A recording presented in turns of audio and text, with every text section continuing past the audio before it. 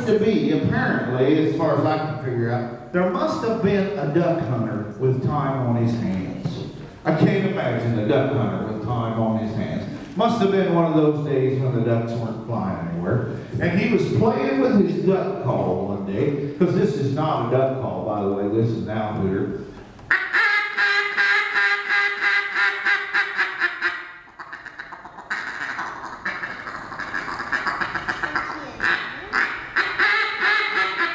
See, that's not a duck call. That is a reed-style owl hooter.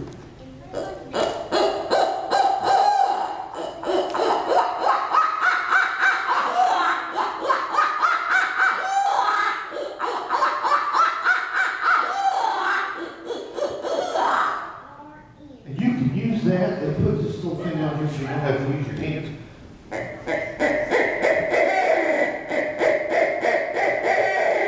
You use that, you can sound better than some owls. I've heard owls that aren't that good. You would think an owl could at least imitate an owl, wouldn't you? Sometimes owls aren't that good. Apparently, something doesn't jive. I've called up owls before.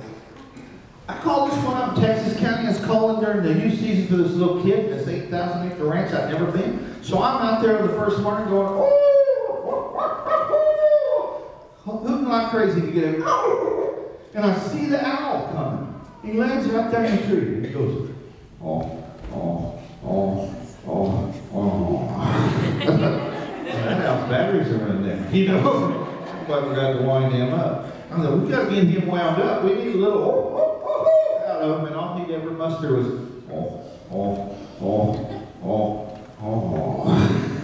followed me around all morning doing that. Was no help at all.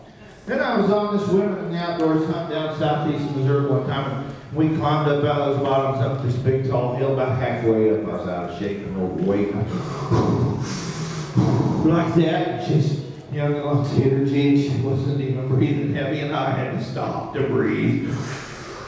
So I stopped under this big tree with the excuse that we need to stop here and see if we can get a turkey to gobble so we don't bump any of them off the roost. And she bought it. Anyhow, I stood there and finally caught my breath and went,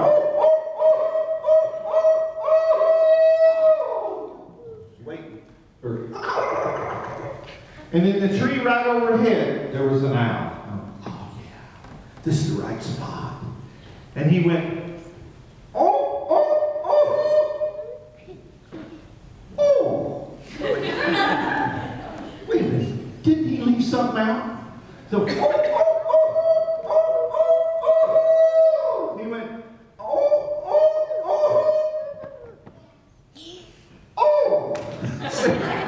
This owl can't count. Today he's still single. The other owls don't know what he's trying to say. He never finishes the sentence.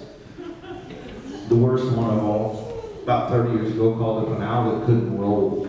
Instead of oh, oh, oh, oh, oh, this owl went oh, oh, oh, oh, oh. Oh, oh, oh, oh, oh, I thought, what is with the there must be a Yankee barred owl. Didn't know how to say y'all. So then I went to Wisconsin. Is anybody here from Wisconsin? I don't understand the cheesehead thing, okay? But I was in Wisconsin, in Wisconsin Dells in February. I don't know what the landscape looked like. From the hotel parking lot, all you could see was a 40-foot wall of snow that they'd thrown off the parking lot. But I had 350 wildlife biologists from Wisconsin in there that all had turkey hunting feet.